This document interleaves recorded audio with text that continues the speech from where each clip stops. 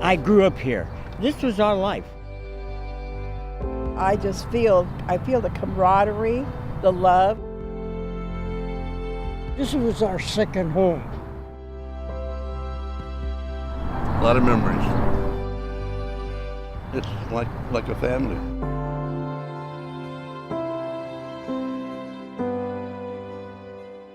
How did the club begin?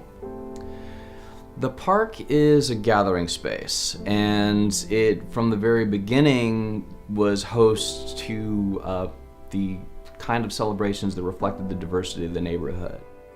The idea that even from its very beginnings, they were embracing the ethnic variety of the neighborhood. It was a powerful start. We had United Nations here.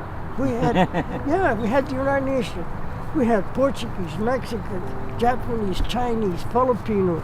Talk about community.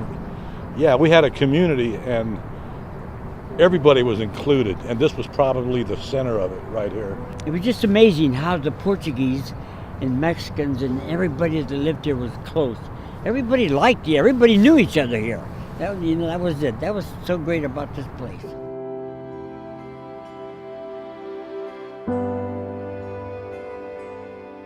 How did the construction of the WX freeway affect the Southside Park area?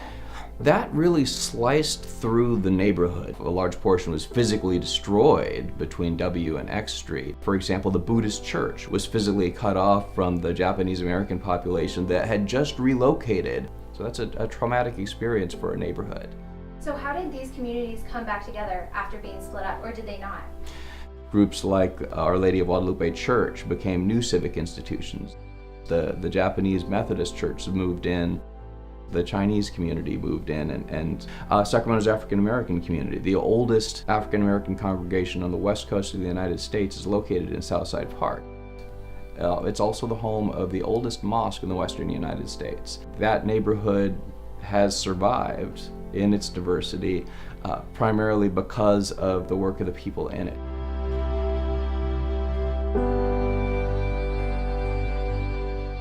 We had a lot of prostitution here.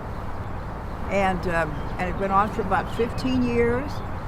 And in 1979, we met with the police department. We wanted to clear it up, and we picketed. And in 6 months, we eradicated the prostitutes. The city wasn't really willing to help.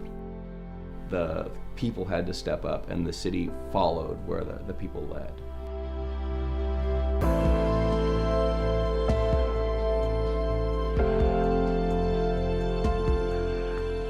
In the 1970s, there was an arts group called the Royal Chicano Air Force that started using Southside Park as one of its landing spaces for cultural events. And the physical manifestations are the Royal Chicano Air Force mural, which is on top of the 1930s era Callahan Bandstand. Directly opposite it, there's a bust of the Father of Mexico.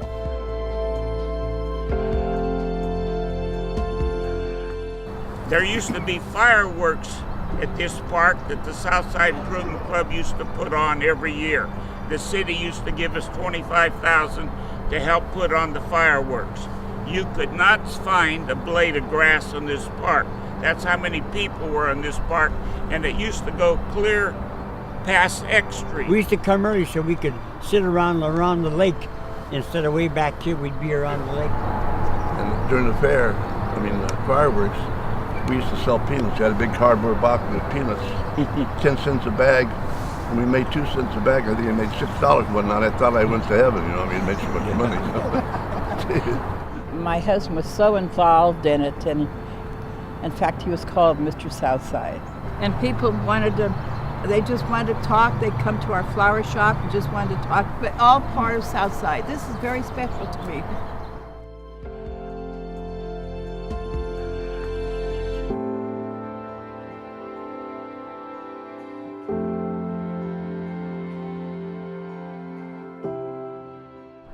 I'd like to see it kept up a lot better than what it is. They're just not putting any money back into this area.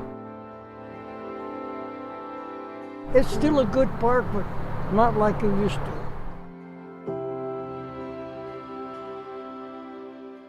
I love this park, and everybody was so close. And everyone that was born and raised in Southside has been very proud of their beginning. We just did everything here in the park. This was our playground, like she says. Yep.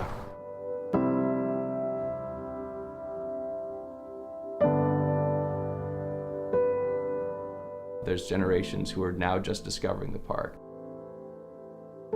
Kids who are playing there with their families. And they're going to be the next generation that'll take up the banner to defend that park when the call comes.